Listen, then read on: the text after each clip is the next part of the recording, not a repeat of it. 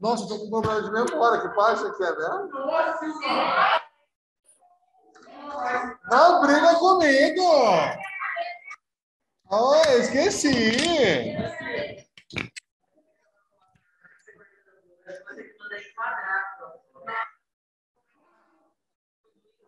Coisa horrorosa! A cara, né? Não. Bom dia, pessoal. Bom dia para vocês. A gente vai fazer a correção dos exercícios que ficaram para casa sobre escalas termométricas, tá? Para a gente continuar o nosso pega.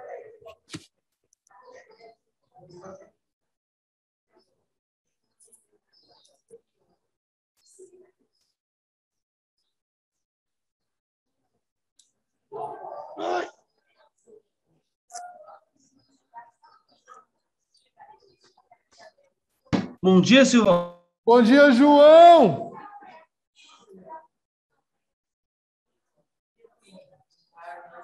Vamos lá. Pessoal, aí então, acho que se eu não falei ontem, estarei a falar hoje.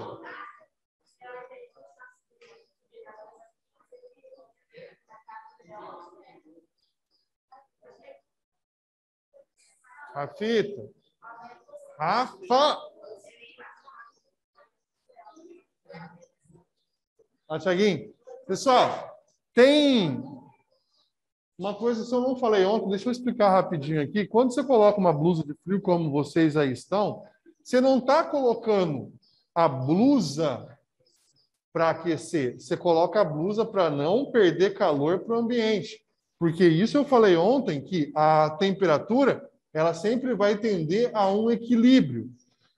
Sempre do mais quentinho para o mais friinho, né? Então, quando você coloca a blusinha, você não tá se esquentando, você não está perdendo o calor do corpo para o ambiente. Reescreva as frases para que fiquem conceitualmente corretas. Diminua a temperatura do ar-condicionado, porque estou com muito calor. Como é que ficaria?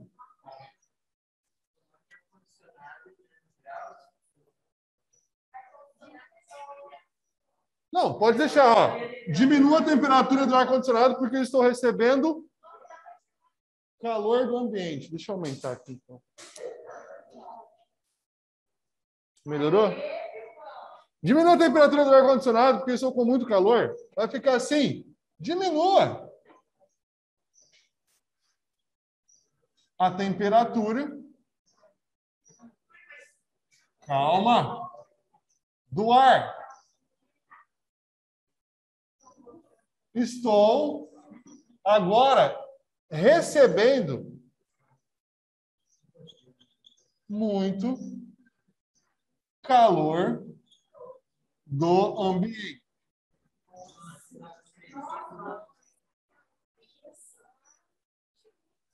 É que nem pesar e massar, né? Você não vai na farmácia e fala, vou massar. Você fala que você vai pesar, né? Peso. Fica pelado? De sunga, tá com a água no 6? Tá doido, Thiago? Vai ser um show de horrores.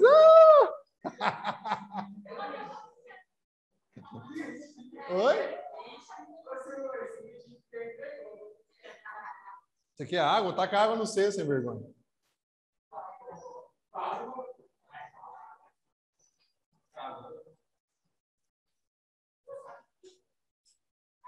Como é que ficaria essa daqui, então? Ó? Vou colocar a blusa para me aquecer, pois estou com frio. Vou colocar a blusa para não perder para o ambiente. Boa, Licinha.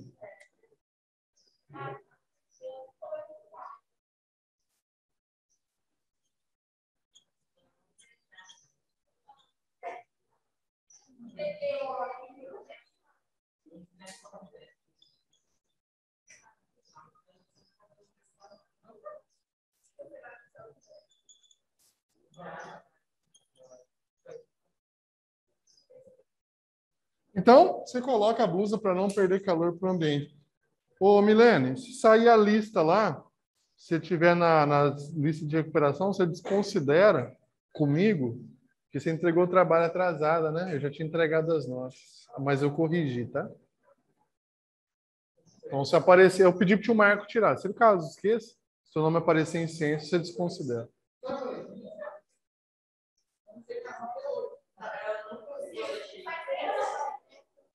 Hã? Então, se não dá aula, eu falo.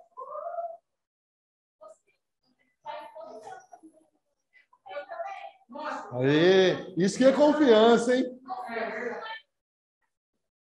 Pede para o tio Marco arrumar para você.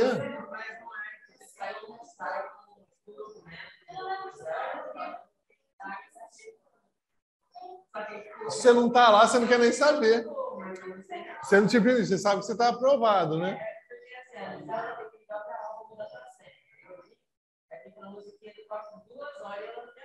Aí você desanima. Pessoal, então agora nós vamos para a questão de número 5, não é isso? É isso, não é? As outras, a 2, a 3 e a 4, nós corrigimos. Você não viu a 3? 60. Mas você quer ver o cálculo?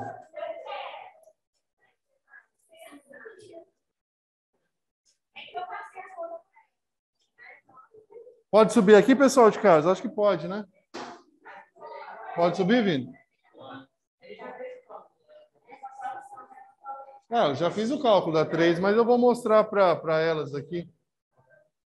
Ó, olha só, Rafa.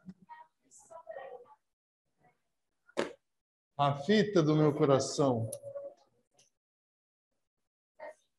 Ô, Rafa. Rafa. Olha aqui. Olha só como é que é simples, ó. Oi. Oi? Fiz também ontem.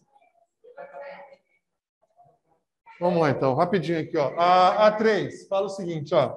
Que no processo de adaptação, nós temos lugares que possuem temperaturas médias de 20 graus Celsius. E nas regiões polares, os termômetros marcam menos 40 graus Celsius. Aí fala aqui, ó. Considerando os valores anteriores, a variação em módulo da temperatura na escala Kelvin corresponde a... Passa isso aqui para Kelvin, de cabeça, vai lá. Não, passa 20 graus para Kelvin. Adiciona 273. Adiciona 273. Como é que fica, então? 293. Beleza. Ok. Agora, o Rafa, você quer que mostre o cálculo aqui para você ver como é que faz? Ô, Alice, deixa eu mostrar aqui rapidinho para vocês, ó. Olha só. Se eu quiser passar 20 graus para a escala Kelvin, então a temperatura no lugar do TC sobre 5 é igual a TK menos 273 sobre 5. Eu quero transformar 20 em Kelvin, que é um K. 20. Esse 5, quarto, fica TK menos 273. Tá vendo? Que ele passa para cá positivo? Viu? Vai ficar 20 mais 273 kelvins, então vai dar 293 kelvins. Agora, eu vou passar 40, menos 40 graus para Kelvin. Vai ficar o seguinte, TC é igual a mesma coisa sobre 5, só que aqui vai ser menos 40. Corta e corta. Esse 273 passa para cá positivo. 273 tira 40, vai dar 233 positivo. Agora, aqui, Rafa, se eu pegar 293 e subtrair 233,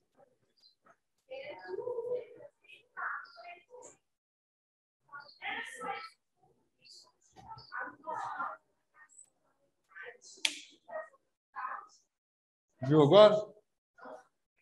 Posso subir? É, descer, né?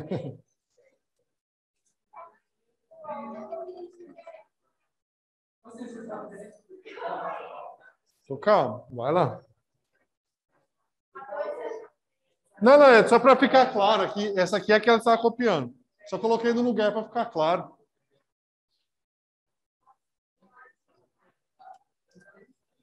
Nossa Senhora da escala termométrica. Não, isso aqui é a 3 mesmo, só que eu coloquei no lugar para não atrapalhar elas verem, tá? É a mesma coisa. Oi, mãe. Quem vai tomar sorvete? Ah, que inveja. Não, de sunguinha e biquininho, né?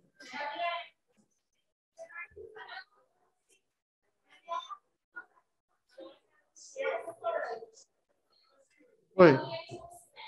Ai, que gostoso.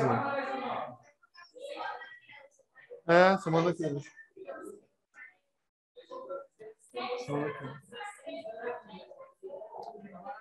Ó.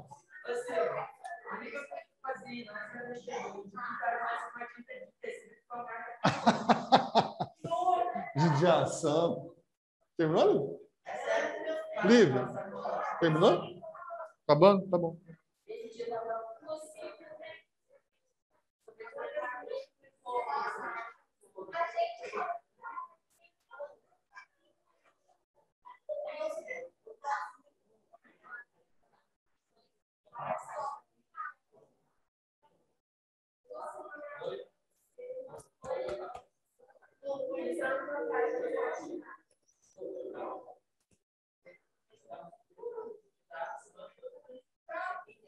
Pronto, vamos lá então. Pessoal, ficou corrigir a 5 então, né? Tá aqui, pessoal, ó. A mesma coisa daquela parte lá atrás. Meias grossas, botas de manga comprida, jaqueta e boné, que mais serve para esquentar as orelhas do que proteger o rosto dos primeiros raios de sol. Reescreva o trecho para que fique conceitualmente correto. Ó, a gente vai botar lá, a gente vai fazendo, não vamos reescrevendo tudo isso aqui, não. A ideia é que blusas e afins não esquentam.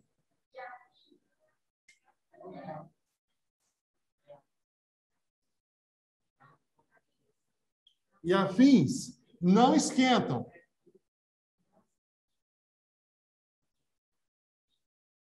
O corpo.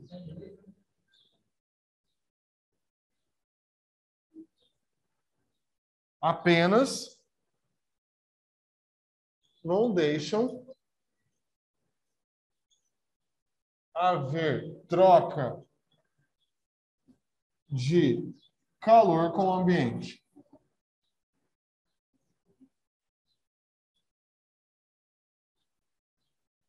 Tá? Só isso.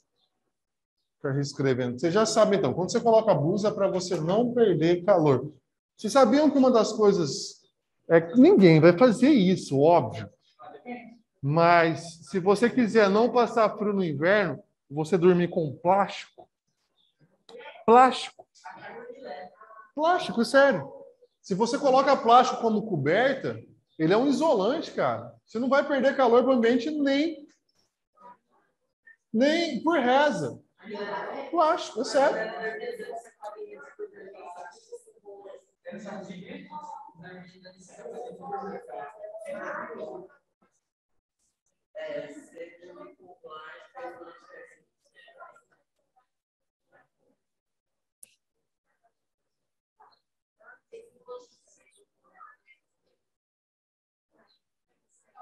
Bom dia, Julinha.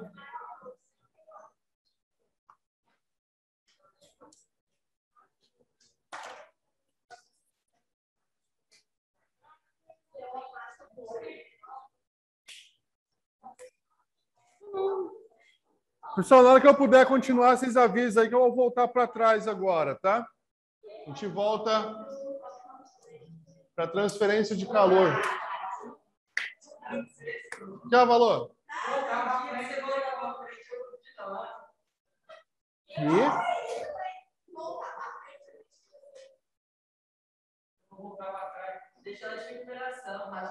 Eu vou esquecer que eu mudei a tua nota lá, tá? Pode voltar, pessoal, então? Não?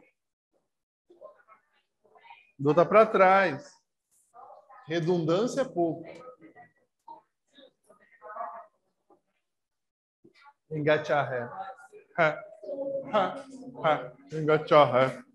Sobe na pontinha do pé. Oi, Tiagão. Estamos voltando agora.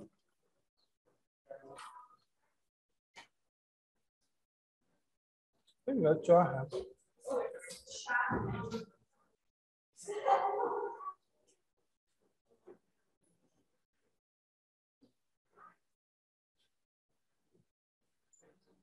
Pessoal, vamos aqui então concentrar.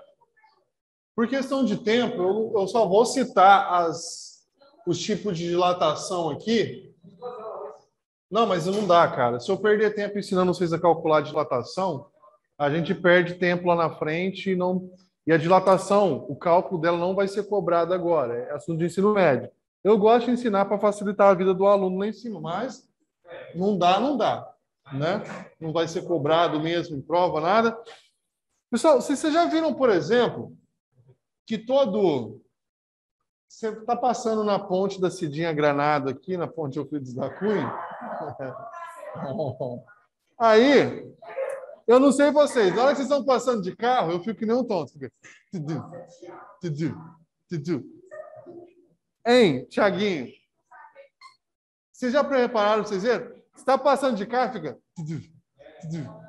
Você sabe o que é aquilo? Aquilo são dilatadores. Dilatadores. Vocês já repararam que toda vez que a gente constrói um piso, pelo menor tamanho possível, as pessoas colocam um espaçador entre eles? Rejunte? Ah, tá bom. Para não estourar, exatamente. Só que se não estourar, na calçada, você vai perceber que toda vez que a gente vai desenhar uma calçada, o pedreiro passa a colher e faz um risco de fora a fora. Aquilo eles chamam de dilatadores. O dilatador é isso mesmo que você está imaginando. Ele é o quê? É um espaço para que aquelas placas aumentem de tamanho com a temperatura. E tem como você calcular isso. Tá? Mas vocês vão aprender ano que vem. Dilatadores térmicos servem para quê, então? Para ter um espaço, porque os objetos eles vão crescer em tamanho. Por quê? Porque está quente. Ocorre uma expansão desse material. E essa dilatação, ela pode ocorrer de forma linear. É a dilatação que ocorre preferencialmente no comprimento do corpo. Isso aqui vai servir para você calcular o tamanho de cabos, por exemplo. Fios e cabos são quase sinônimos, né? Barras, tá? Que você vai ter apenas uma dimensão para calcular. Um pedaço de fio. Repara para você ver quando vocês forem viajar, se vocês estiverem saindo cedo de casa, repara na fiação. Ela quase não vai ter barriga. Na hora que dá meio-dia, 1h da tarde, se você estiver na estrada ainda, olha para o fio para você ver. Ela vai estar com umas barrigonas. Oi?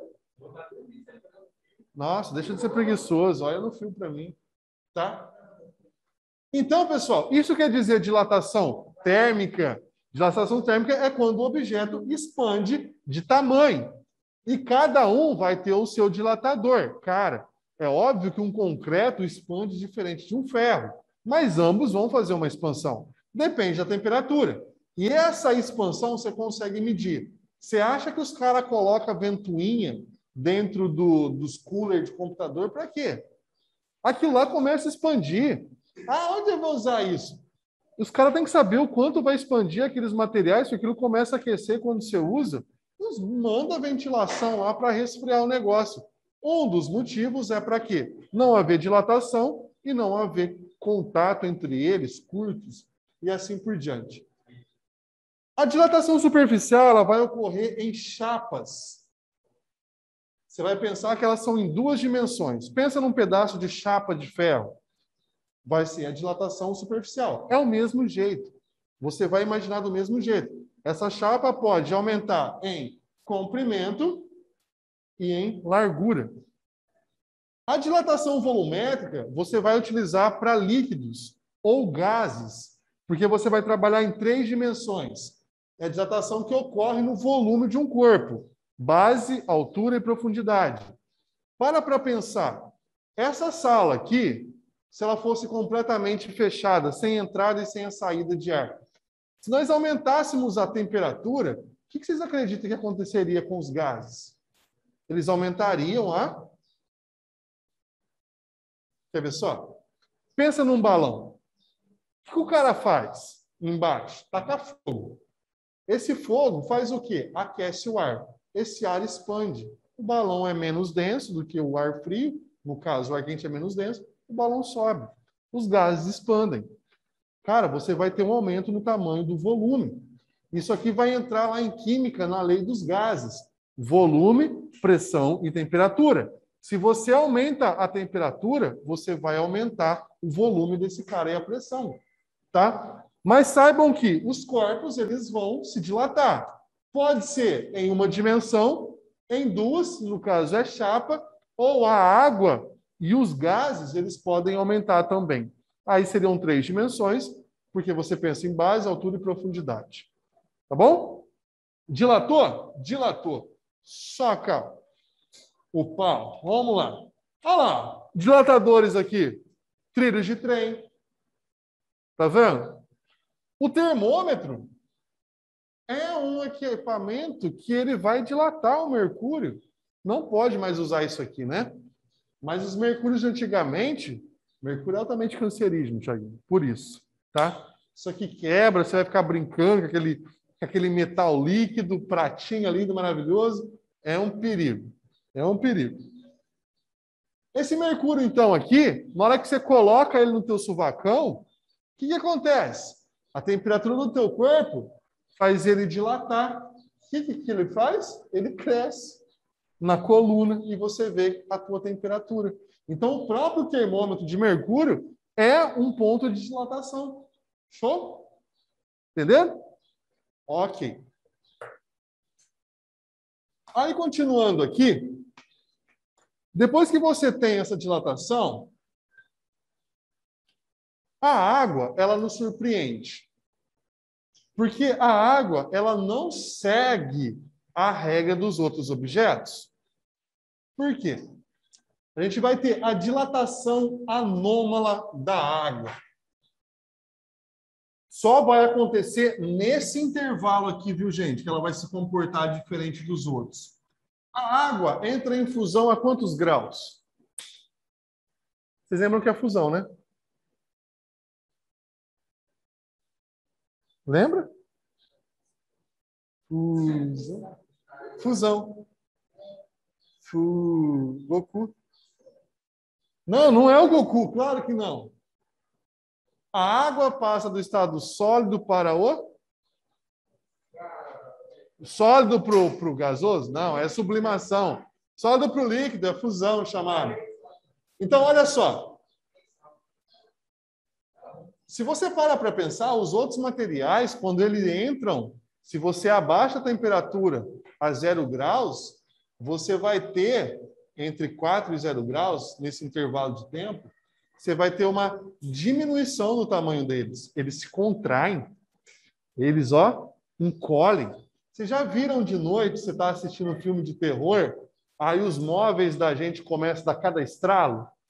Aquele móvel, ele está perdendo calor para o ambiente, porque está esfriando, e ele está reduzindo de tamanho. Ele estrala. Aí você acha que é o capeta, o demônio que está lá te atormentando. Não é. É física pura. Aquela coisa, aqueles móveis dando cada estralo de noite, móvel de madeira. É porque ele está perdendo calor para o ambiente. Repara que no inverno vai ser maior esses barulhos aí. Só que a água, cara, ela não segue essa regra. Chegou a 0 grau, ela vai diminuir de tamanho. tá? O comprimento que ela vai ocupar seria menor? Não. Entre 0 e 4 graus, ao invés de aumentar de volume, é claro que você está aqui, a apogita está falando o seguinte, está em 0 graus, até chegar em 4, você está tendo um aumento de temperatura, não está? Concorda comigo? De 0 para 4, o que seria correto? Haver uma diminuição do tamanho para qualquer material. De 0 para 4, um aumento no tamanho ou uma diminuição no tamanho? A temperatura está aumentando. Aumenta ou diminui? Normalmente, daqui para cá, aumenta. Convencionalmente, todos os produtos. E daqui para cá, se ela está perdendo calor? Diminui. Só que a água não segue essa regra. Ao invés, olha só, de 0 para 4, preste atenção, de 0 para 4, ao invés dela aumentar de volume, com o aumento da temperatura, ela diminui. Dessa forma, a 4 graus Celsius, ela é mais densa que a água a 0 graus Celsius. Vocês perceberam que loucura? A água, então, convencionalmente, de 0 para 4, aumenta. A água inverte isso aqui. De 0 para 4, a água diminui. A água é única. Ah, Silvio, mas para que ela faz isso? Não sei, ela faz. Ela diminui e ela fica mais densa. Tá? As moléculas se aproximam muito mais. E isso faz um fenômeno que vai preservar a vida. Por quê? Vai haver um congelamento somente superficial, cara. Só na superfície. A água aqui embaixo não congela. E a vida continua a viver normalmente. Os peixinhos, tal, continua aqui. Só congela aqui em cima. Ah, mesmo está a 25 graus negativos, vai congelar só a parte de cima e o próprio gelo ele vai atuar como um isolante térmico e aqui embaixo a vida permanece. Olha só o que fala. Dessa forma, a água a 4 graus Celsius é mais densa que a água a 0 graus. Esse comportamento anômalo da água é uma das principais razões pelas quais os lagos de regiões muito frias não congelam totalmente, limitando-se a uma camada superficial de gelo, preservando assim a vida aquática do ambiente. O gelo da imagem do buraco de pesca funciona como isolante, impedindo que a água logo abaixo perca energia para o ambiente e congele. Louco, né? Então, 0 a 4 graus, em vez dela digitar, de 0 a 4 graus, em vez dela aumentar de tamanho, a água diminui. Olha que negócio surreal. E essa transformação muito louca que acontece, ela pode congelar na parte superficial, mas a parte de baixo não acontece nada. Comportamento anômalo da água. Podemos tocar? Beleza. Convencionalmente, um pedaço de ferro de 0 a 4 graus, óbvio, não vai haver nem dilatação, mas se fosse possível, ele aumentaria o tamanho. E a água diminui. Qual que é a parte mais densa da água? Qual temperatura a água está mais densa? A 4 graus Celsius, e não a 0, tá? Antes dela congelar.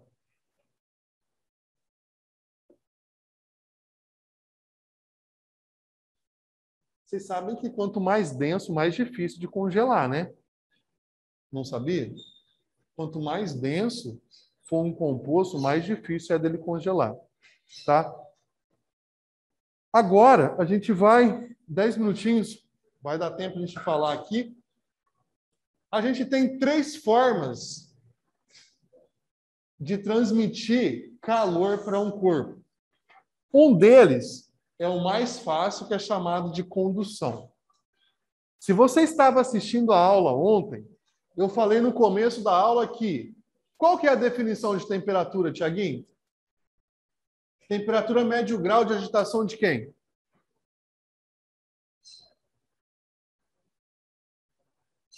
Das moléculas.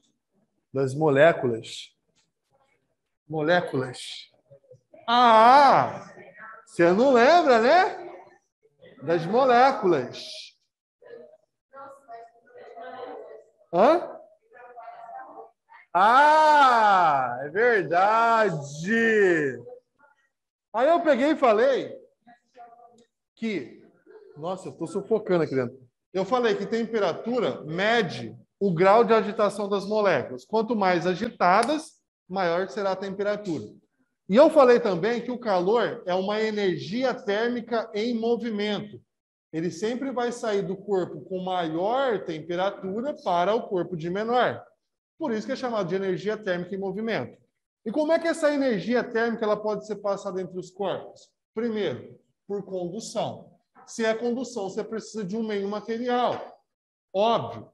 Se você pegar um pedaço de ferro e vai lá e coloca no fogo, vai queimar a tua mão de cara? Você está segurando nessa extremidade. Esperando que a câmera é o fogo. Eu pego esse ferro, um pouquinho maior. Não sou bobo também, né? Coloco lá no fogo. Vai queimar minha mão imediatamente? Não. Lógico que não. Mas aqui na ponta, se você chegar e encostar na canela do Thiago, vai virar uma ferida. Aí o que acontece? Mas se você deixar por muito tempo, não vai chegar na tua mãozinha? Vai. Por quê? Essa molécula aqui está altamente vibrante. Que nem a Alice. Está vibrante. Aí a Alice é desse jeito, quer ver só? Se eu trocasse o Pivato pela Milene, a Alice agita. Ah! Aí vem a Liv também agita. Ah! Estão vibrantes. Aí quando chega no Pivato, tem uma resistência. Dá uma diminuída. Não, o Pivatinha é mais tranquilo. Aí se eu ponho o Luquinho lá no lugar da Milene, a vibração vai ser mínima. Se eu coloco o Renanzinho do ponto, entenderam? Mas, cuidado, se eu deixar eles em fila lá, vai chegar um momento que essa vibração vai passar. Na próxima aula, o Pivato vai estar falando mais, o Luquinha vai começar a falar mais, e até o Renanzinho vai estar conversando mais. Por quê? Entendeu? Condução. Condução. Molécula a molécula. Você vai conduzindo. Beleza? Ok. Fácil, não é? Olívia, fala uma coisa para mim. Estava na praia, não estava? Bacana, bacana. Aí você estava lá, deitadona, lagarteando na areia. Você lembra? Põe na tua cabecinha, puxa pela memória. Quem que esquenta primeiro, a água ou a areia? Areia, ok. Então, vê se você consegue se lembrar. Quando está de dia, o vento vai da praia para o oceano ou o vento vem do oceano para a praia? De dia. Hã? Antes da... Na hora... Não, ó. Na hora que a areia está pegando fogo, lá para o meio-dia. Lá para o meio-dia. Ó, então a gente já sabe que para você quiser, né, tem materiais que conduzem menos. Aí depois, ó, você sabe, se você colocar roupa de frio, a condução de calor vai ser menor. Ô, pessoal, por que essa galera usa no deserto roupa de manga comprida também? Não, é para bloquear a transmissão de calor. Aqui, ó, tá muito mais calor do que no corpo dele. Então a roupa protege. Entendeu? Para o calor não entrar. Aqui é para o calor não sair. Aqui é para o calor não entrar. É sério. Pior que eu não estou brincando, é sério.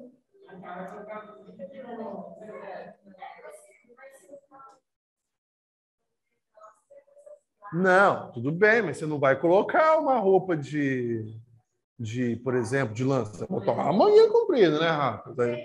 Botar uma...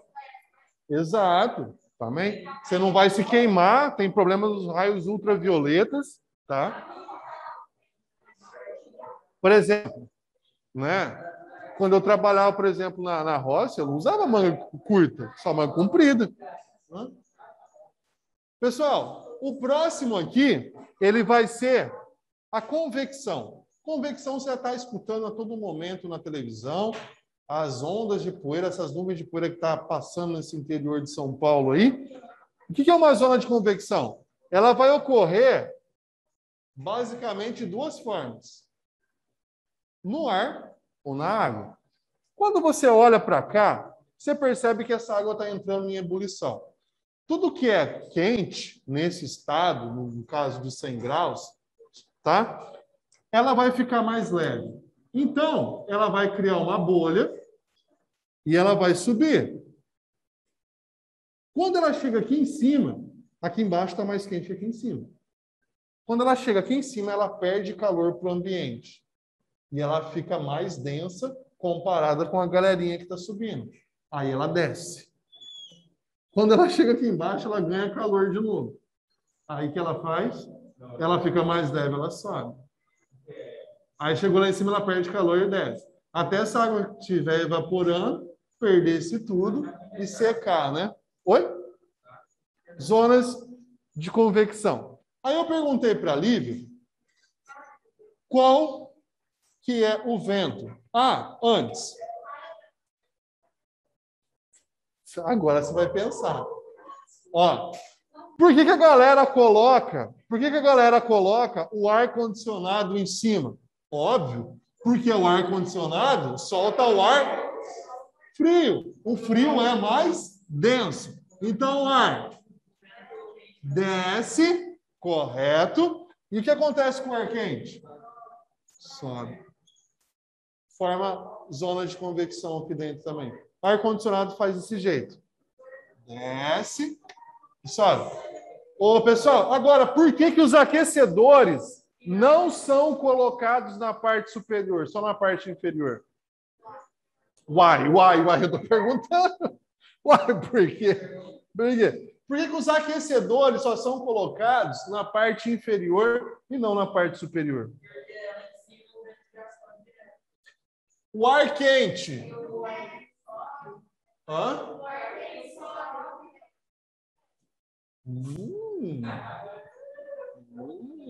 Vai criar zona de convecção também. Na hora que esse ar ele acaba descendo, esse ar frio, obviamente, se você tiver um aquecedor, você não vai me deixar as janelas abertas, né? Se tiver com aquecedor, você vai preservar esse calor quente e você cria a zona de convecção. O ar quente ele vai subir e o ar gelado que aqui está vai descer e vai se aquecer. A intenção, você precisa aquecer o ar. Aqui você precisa gelar.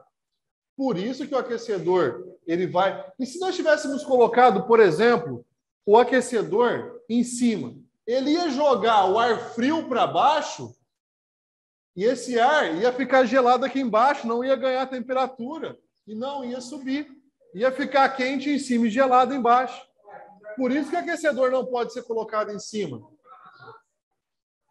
Não é fácil? Gente, e por que o ar-condicionado não pode ser colocado no chão? Por que o ar-condicionado não pode ser colocado no chão?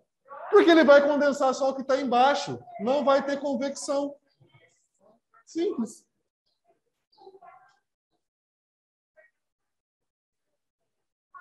Você está brincando? Colocou? Aonde?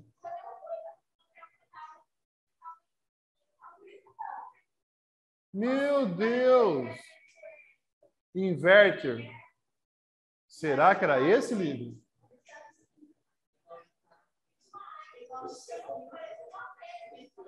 É por isso, é. Não, mas eu não duvido nada. Tem uns caras que eu vou te falar para você, não, tá bater. Não, você imagina o... Você morre de frio. Você vê, ó, você tá no verão, na praia com frio. Olha só. Já... Na praia de meia. Olha só. Olívia, o que eu brinquei com você é a capacidade de retenção de calor de aquecimento da areia, ela aquece muito mais rápido do que a água. Só que à noite, vocês podem perceber que no inverno, você coloca a mão na piscina, a água da piscina está quentinha e está frio fora, não está? A água demora para esquentar, só que também ela retém o calor, ela demora para perder esse calor. Só que a areia, ela esquenta muito rápido, porém, ela resfria muito rápido. Quando está lá no sol do meio-dia, aquele calor, a areia ela esquenta mais rápido. Então, o ar que sobe da areia é muito mais quente ou menos denso, mais leve do que a água do mar. Então, o ar quente sobe, aqui está gelado. Ele condensa, desce e vem para cá. Então, de dia, vocês podem reparar, a brisa, ela é daqui para cá. Ela vai ser, lá está meio-dia, tá, começou a esquentar a areia, a brisa sopra do mar para a praia. E à noite, como ocorre o inverso, a areia esfria muito rápido e a água do mar retém calor, é ao contrário. Aqui sobe, chega aqui, esfria e vem para cá. À noite, é o nosso sinal, né? Depois a gente continua daqui. À noite, vai do mar para, desculpa, da areia para o mar. Depois eu continuo. Vamos tomar café.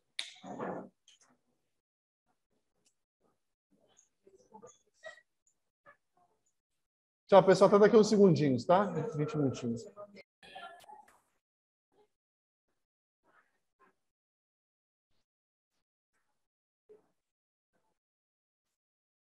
Felicício!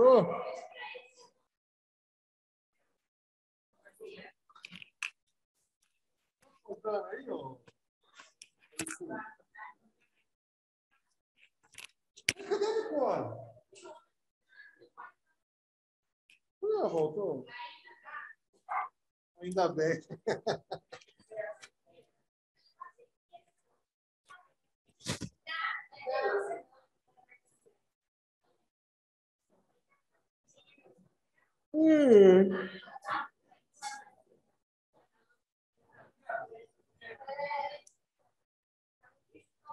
Vamos lá terminar isso aqui, né? Então, como a gente falou na primeira aula, a condução, né, vai ser uma forma de transmissão de calor, condução. A segunda são as zonas de convecção, aonde aquilo que é menos denso ou mais quente, por assim dizer, você escolhe o que você quer, acaba subindo, resfria e desce fazendo a zona de convecção, tá?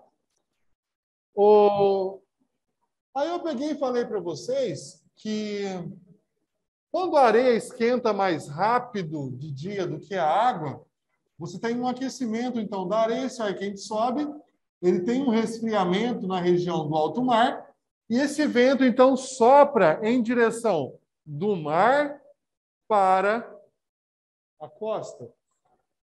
Brisa marítima.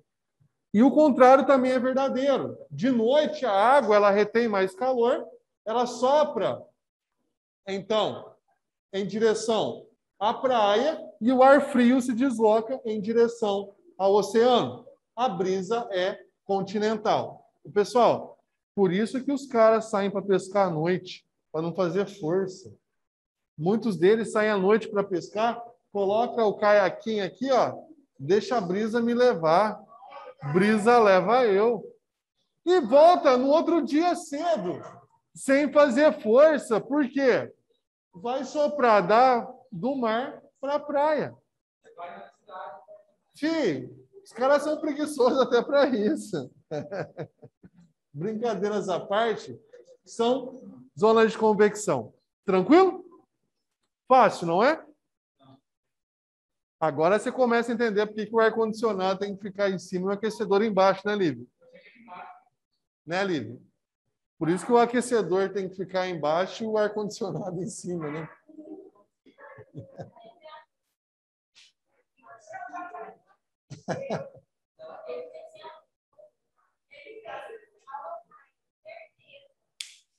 Só pode. Ô, turma, esses outros dois que nós falamos aqui, eles precisam de um meio material para se propagar. Convecção e condução vai precisar de um meio material. Ô, Silvio, mas o ar... filho, o ar tem moléculas de gás aqui, de água, de gás carbônico. Tem matéria aqui no ar? Tem oxigênio. Então, os dois primeiros precisam de meio material para se propagar. Esse aqui, ó, a irradiação não precisa. A irradiação, olha só o que fala. Nesse processo ocorre a transmissão de energia por meio das ondas eletromagnéticas. Onda eletromagnética, a luz é uma onda eletromagnética. A luz, tá, tem um espectro visível que você consegue ver nas cores do arco-íris. Ondas de rádio até raios gama, raio X e raio gama, é tudo onda eletromagnética, é a mesma coisa. A diferença delas é o comprimento e a frequência que elas vibram. Ondas de rádio possuem a menor frequência. Conforme você vai... Oi? Pode ser meu PC, mas tá sem áudio. Deixa eu ver. O áudio para mim tá normal, Silvio. Tá normal, Gu? Tá de boa, né? Então, ou pode ser teu PC mesmo, João. Ô, João, estão recomendando você sair e entrar de novo. Tá, sim. Um pouquinho deve estar. Tá ruim.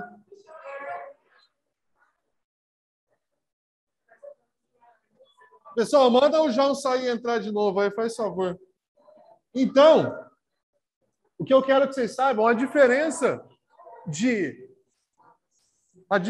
para o raio-x que você vai lá no hospital fazer o exame, para uma onda de rádio, nada mais é do que o comprimento e a frequência. Põe na tua cabeça que quanto maior a frequência é a quantidade de oscilações no intervalo de tempo. Quanto maior a quantidade de frequência, menor será o comprimento dessa onda. Menor o comprimento, por quê? Porque ela está vibrando muito. Olha isso aqui. Agora, olha isso aqui. Qual deles tem a maior frequência? Esse ou esse? É claro que é esse que tem a maior frequência. Qual deles é maior? Esse. Esse aqui é menorzinho essa onda. Então, quanto maior a frequência, oscilações por intervalo de tempo, menor o comprimento. E quanto maior a frequência, mais perigosa é essa onda eletromagnética, que ela vai até aqui, ó, no raio violeta, o comprimento do violeta não tem problema, que é o que você vê na luz do sol. O bicho começa a pegar acima do ultravioleta. Ultravioleta, você já começa a usar protetor solar para quê? Filho, para não te dar câncer de pele. É simples. Quanto mais você vai subindo na escala, você sai do ultravioleta e cai no raio-x. É recomendado fazer raio-x todo mês? Não. O cara que faz raio-x, ele te deixa na sala e lava o milho da sala, não é? Por quê? A sala é tudo protegida por chumbo. Só assim, o raio-x tem uma frequência tão alta que ela consegue atravessar o tecido mole do teu corpo, que é o músculo, e ele só para na parte óssea, que são minerais. E esse comprimento de onda, essa frequência alta, ele consegue entrar dentro da tua célula e pode causar ali um probleminha na hora dela fazer mitose. Ela vai se multiplicar por causa da radiação, ela pode sofrer mitose. Mitose é a multiplicação celular. Pode dar câncer. Então, quanto mais frequência ela tem, menor é o comprimento, tá? Só que mais perigosa ela é. Abaixo do infravermelho, você não enxerga, e acima do violeta, você também não enxerga. Por isso que a luz ela está nesse comprimento de onda, que é chamado de espectro visível, que vai do vermelho ao violeta. São as cores do arco-íris. Tá bom, Silvio, o que você quer dizer com isso? Que quando você está aqui, na faixa do infravermelho, são as ondas de calor. As ondas de calor, elas estão aqui, ó, um pouco abaixo do vermelho. Quando a luz do sol entra na Terra, ela não aquece quando ela entra, ela aquece quando ela bate e vai sair na forma de raio infravermelho. O transporte de energia ocorre tanto na ausência de matéria quanto na presença dela. Você pode perceber que corpos aqui, por uma câmera de infravermelho, ela consegue perceber a radiação que está acontecendo. Gente, você já ficou na frente de uma fogueira? Já ficou, não ficou? Você precisa encostar no fogo para você sentir o calor dele? Não. Você consegue sentir aquele calor devido à irradiação que sai daquela fogueira. E a mesma coisa acontece com o Sol. No espaço não tem matéria, está um vácuo. Essa radiação sai do Sol, cara, na forma de luz, que é uma onda eletromagnética, e chega aqui na Terra para te aquecer. Então você tem que dar graças ao Sol. A gente está no momento, no ponto certinho, nem para pegar fogo e nem para congelar tudo. A gente está na distância certinha que essa radiação chega, bate, e quando essa luz ela é fragmentada, esse infravermelho ele te aquece. Ô Silvio, mas é só quando bate? Não. Quando passa pelos gases da atmosfera, já começa a sofrer um processo de decomposição dessa luz. E esse infravermelho é o responsável também por aquecer a Terra, tá bom? Uma das coisas mais importantes que inventaram para bloquear esses processos de transmissão de calor, por incrível que pareça, foi a garrafa térmica, a garrafa de café. Olha que negócio surreal. Como é que é uma garrafa de café? Ela tem, vocês já viram que ela é espelhada, parece que ela tem um espelho dentro? Não é? Então aqui vai ter uma tampa. Essa tampa, obviamente, ela vai servir para quê? Para não ocorrer troca de calor via convecção. Imagina, se a garrafa ficar aberta, o ar mais quente sobe, o ar gelado, ele tendência é descer, você vai perder calor para o ambiente por convecção. Para isso que serve a tampa de qualquer objeto térmico. A garrafa de café, ela possui aqui dentro a parte espelhada, porque ela vai emitir calor na forma de radiação. Essa irradiação vai bater no espelho e vai voltar para ela mesmo, ficando quente por mais tempo. Olha que sacada que os caras tiveram. Ai, filho, mas a garrafa é fria. Claro, você abre toda hora para tomar café, vai haver troca de calor. Mas o espelho aqui dentro serve para isso. Bate a irradiação e ela fica no mesmo ambiente. E esse espaço aqui, Silvio? Tem um espaço entre a parte de vidro e a parte de plástico que eles tentam deixar um vão aqui para não haver troca de calor por condução. Então, uma garrafa de café é um objeto feito para bloquear. Fala, Tiaguinho.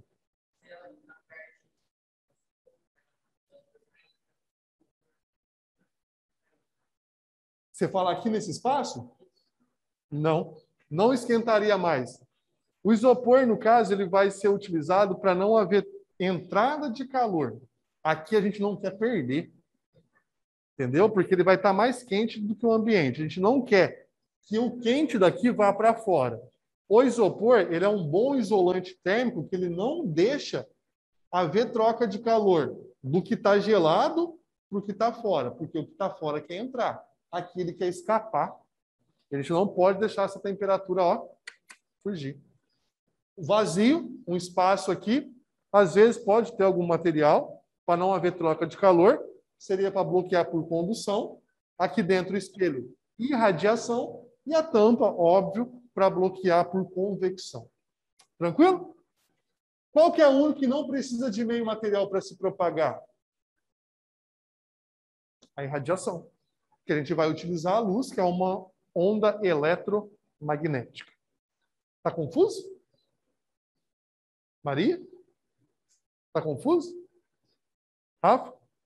Lívia? Privato? Luquinha? Não mesmo? Renanzinho? Está tranquilo? Pode tocar?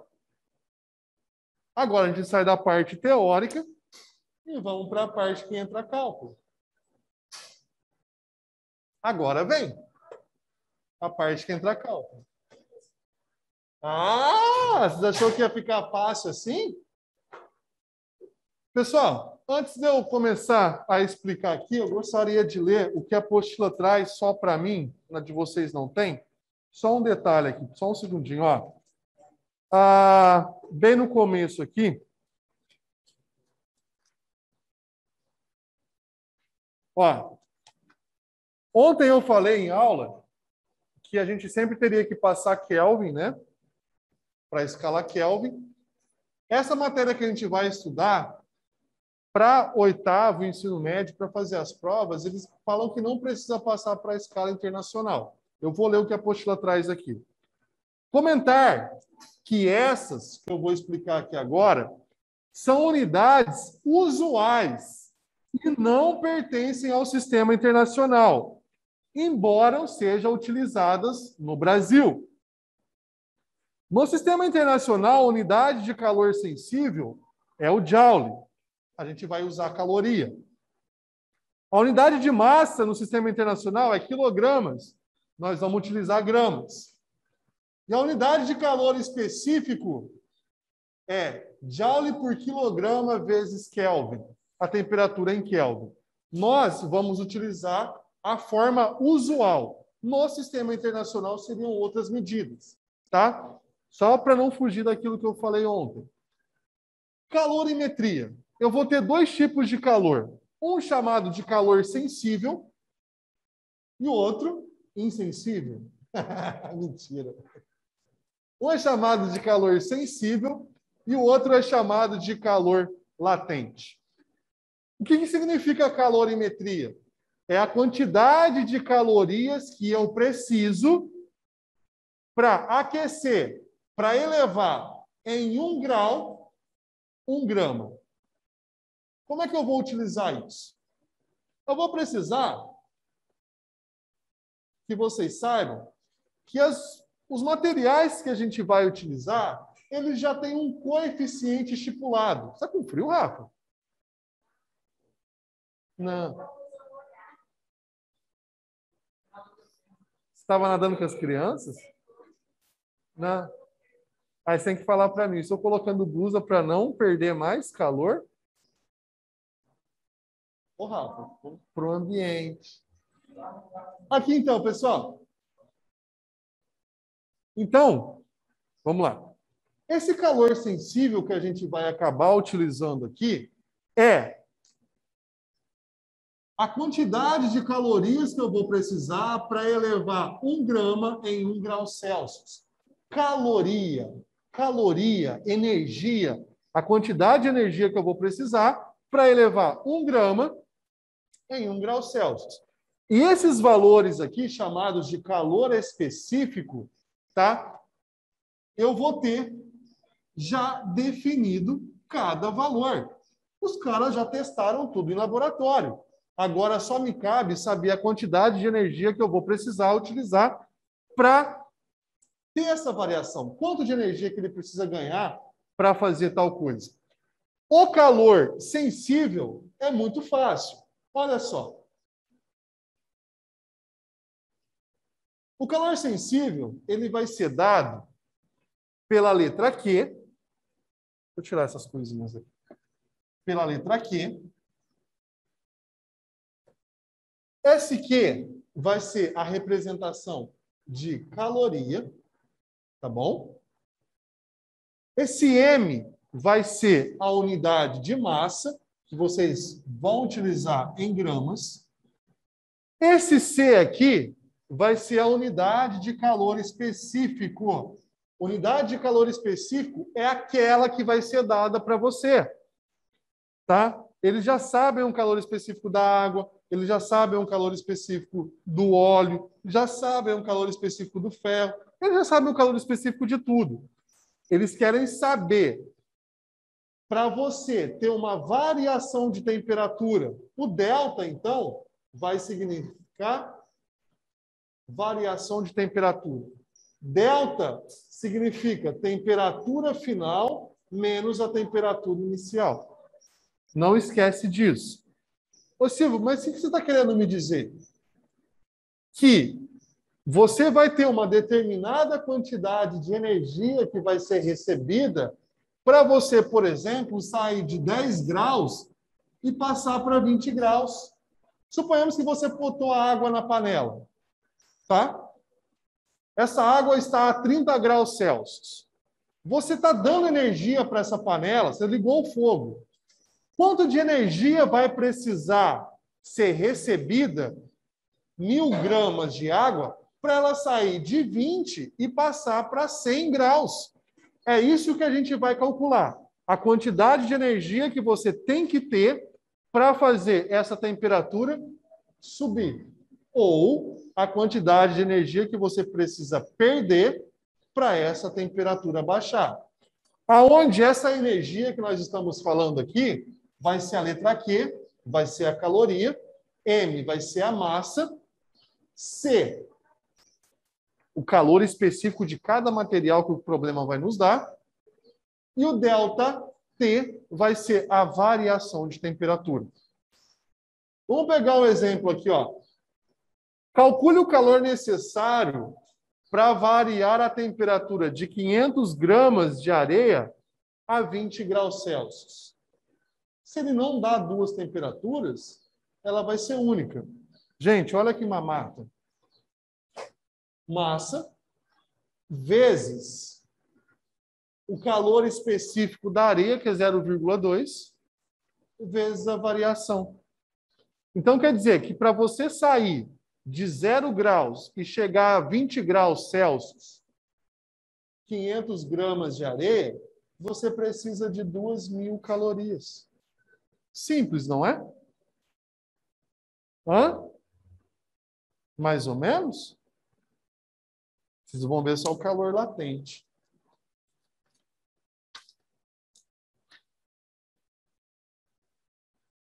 Ô, meus amores, página 149,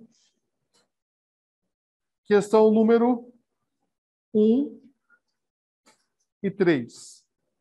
Só 1 e a 3. Página 149. Vamos botar essa fórmula em prática aí? Questão 1 e 3.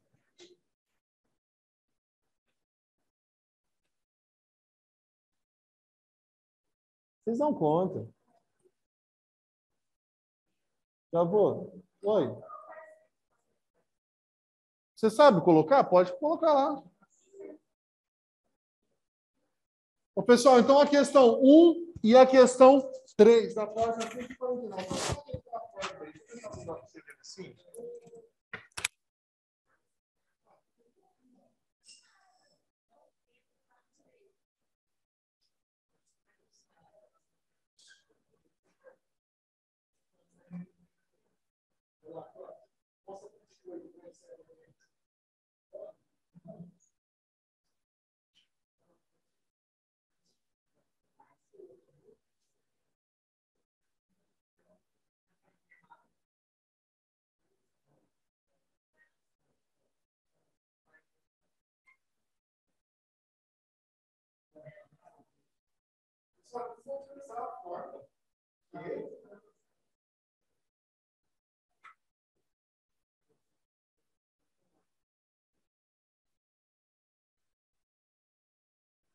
Esse delta T aqui é a temperatura, viu? Se quiser botar vezes delta T aí, com temperatura, a 1 e a 3 posso.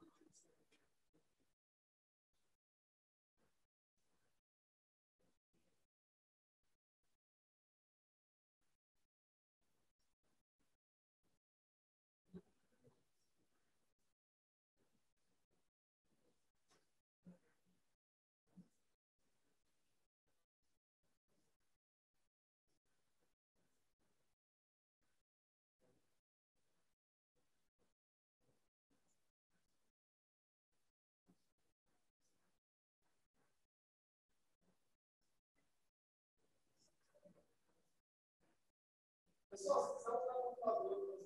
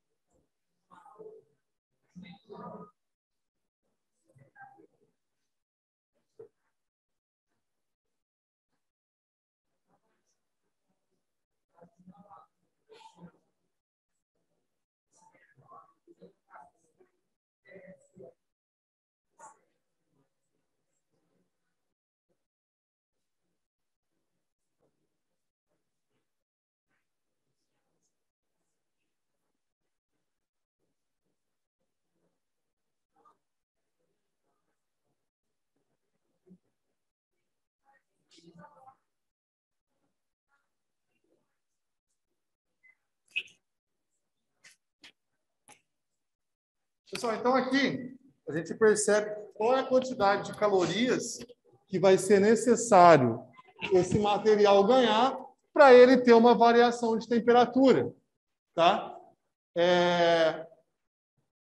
Essas calorias elas podem ser convertidas também em passos, em metros e assim por diante. Mas deixa para outra hora, né? Aqui, a quantidade de calorias necessárias, então, eu vou pegar a massa, que é 10.000 gramas, multiplicar pelo calor específico, por esse valor aqui, que foi dado, né? O calor específico do aço, que é 0,12 vezes a variação de temperatura. A temperatura, a variação dela, vai ser a final, que é 1.425, menos a inicial, que é 25. Então, eu vou ter uma variação de temperatura de 1.400 graus. Multiplicando tudo isso aqui, vai dar 1.680.000, é isso?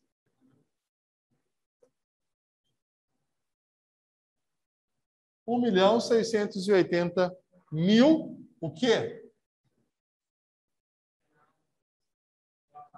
Cal, né? Escrever cal, né? Cal. Cal de calorias.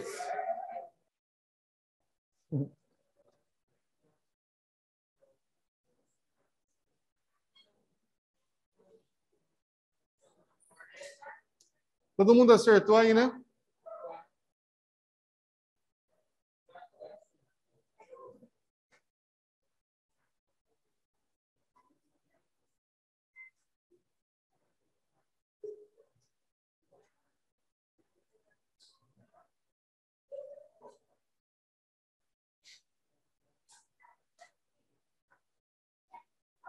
O que foi?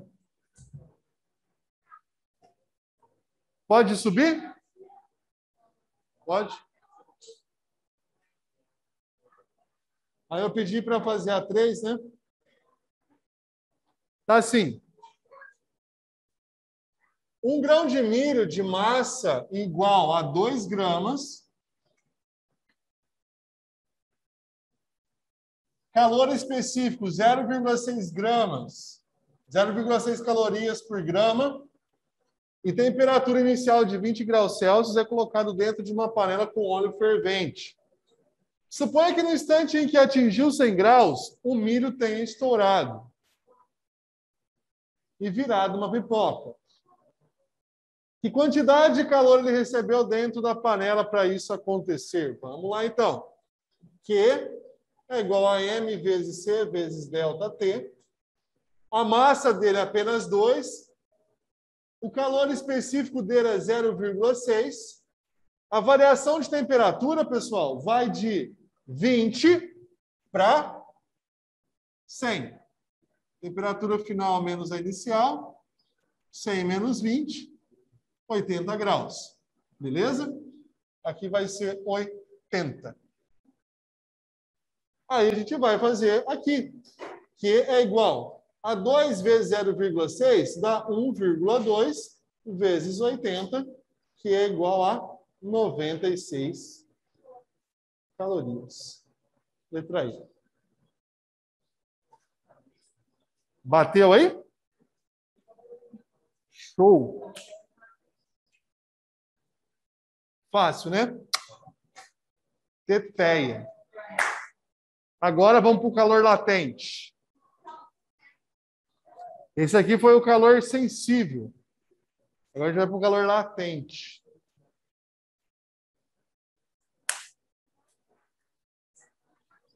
Pessoal, que isso, Luquinho? Ele está estimulando o músculo dele ali, dando tapa. Que é isso, Maria? Ai. Na hora que eu puder sair daqui, vocês avisam. Posso voltar para trás? Ah, vocês entenderam, né?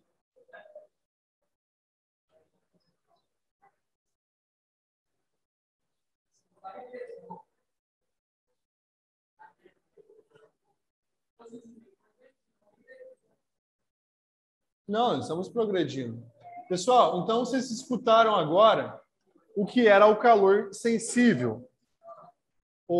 Meus amores, calor sensível é a quantidade de energia que um objeto ganha, um material, para ele variar a sua temperatura. No calor latente... Nossa, minha garganta tá que tá.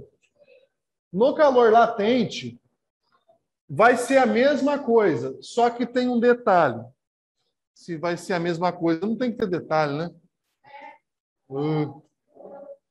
Vai ser parecido, pode ser? Vai ser parecido. A diferença é que no calor latente, você também ganha ou cede energia, e nesse ganhar ou ceder energia, vai ocorrer a mudança de estado físico. Certo? Então, vamos lá. No calor sensível, Mileninha, tem mudança de estado físico? É? No calor sensível, tem mudança de estado físico? Não. E no calor latente? Tem. Só faltou eu falar. Vamos lá, então. Eu quero que vocês marquem aí na apostila de vocês um negocinho aqui, ó.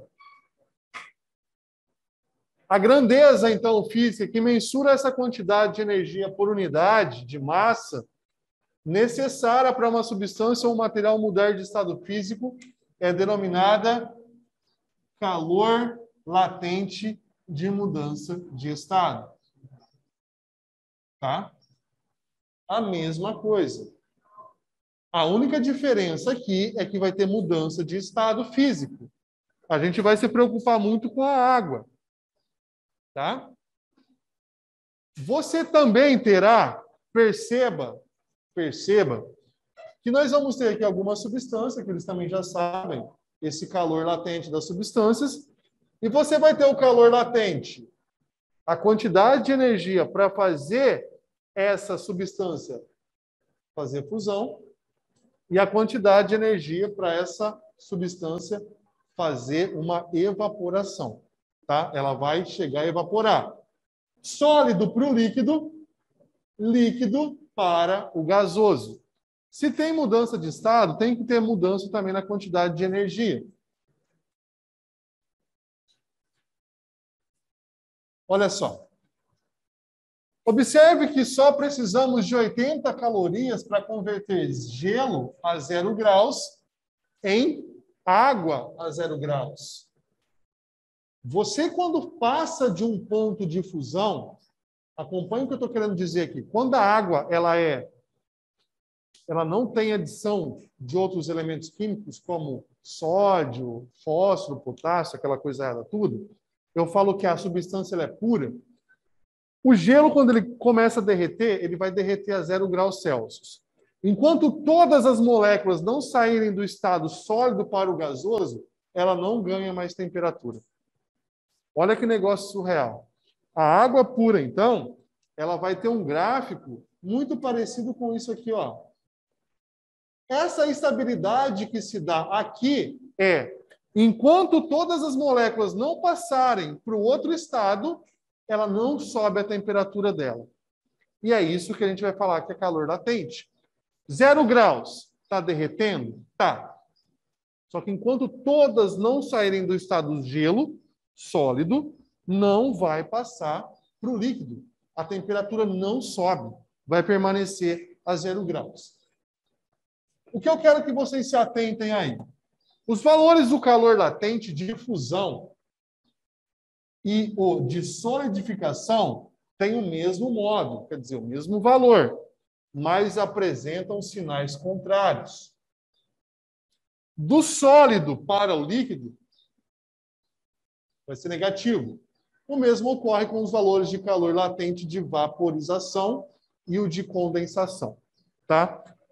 Mudança de um estado para o outro. Sólido para o líquido, depois líquido para o gasoso. Como é que eu vou fazer para calcular tudo isso, Silvio? Ah, meu amigo, para calcular essa magia toda, você vai pegar o que é a quantidade de calorias,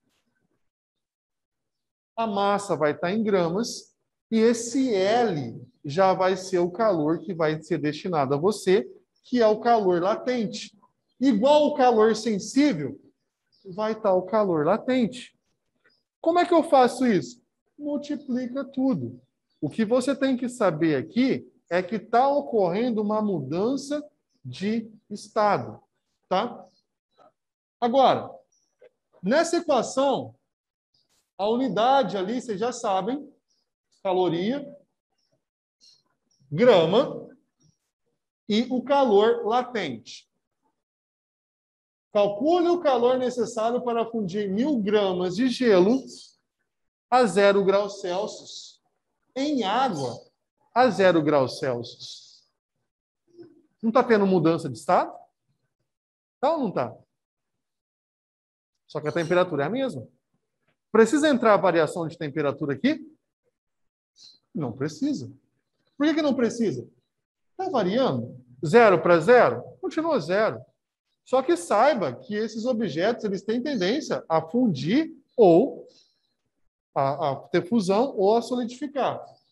Massa vezes o calor latente multiplicou, deu 80.000 calorias. Tranquilo, não é? É ou não é? Qual que é a diferença de um para o outro, gente? É que está mudando o estado físico. Se muda o estado físico, é chamado de calor latente. Agora pega para mim e resolve aquela 2 daquele espacinho que ficou lá. Aquela 2. Para ser mais rápido, pode usar a calculadora aí.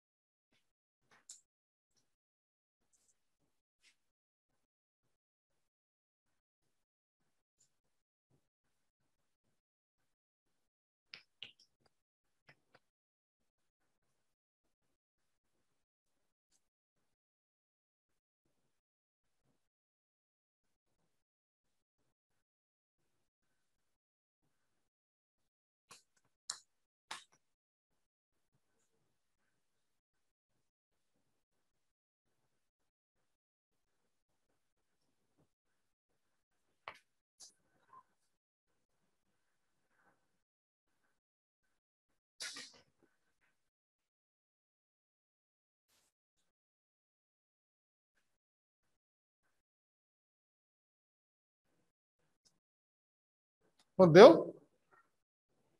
Ah, pouca pressa do professor, né?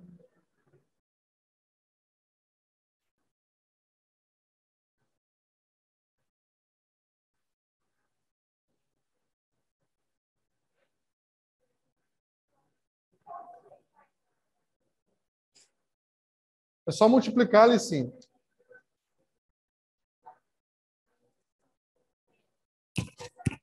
Pode, professor.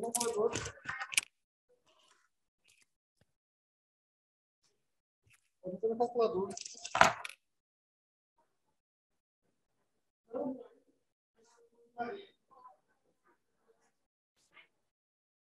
Só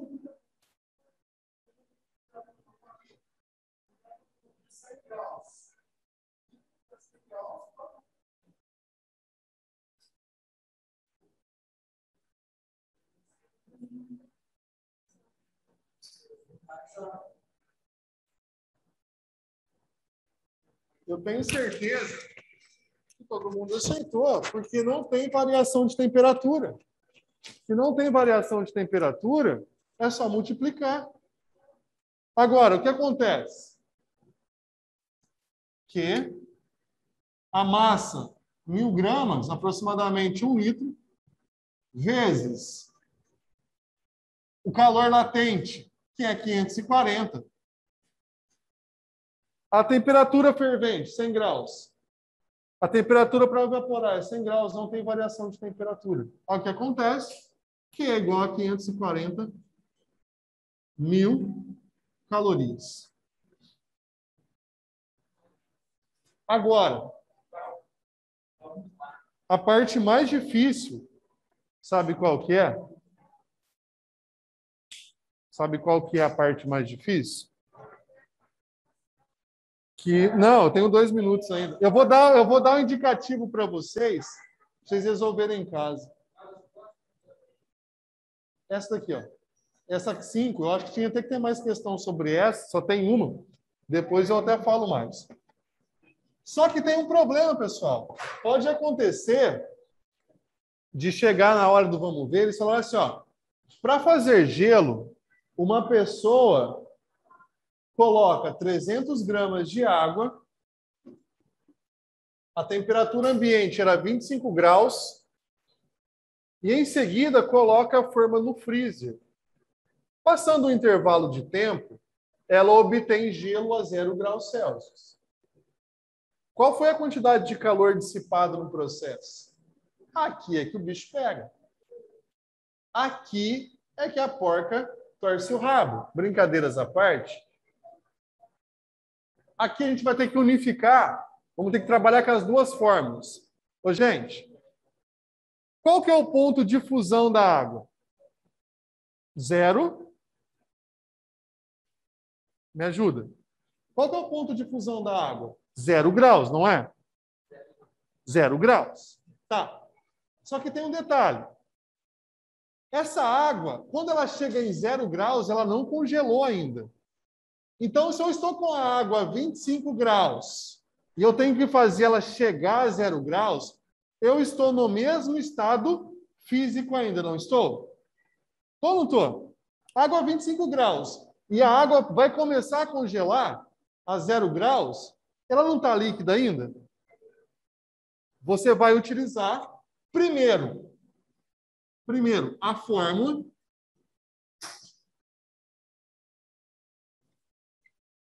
Primeiro, você vai utilizar essa fórmula normal, como você está fazendo.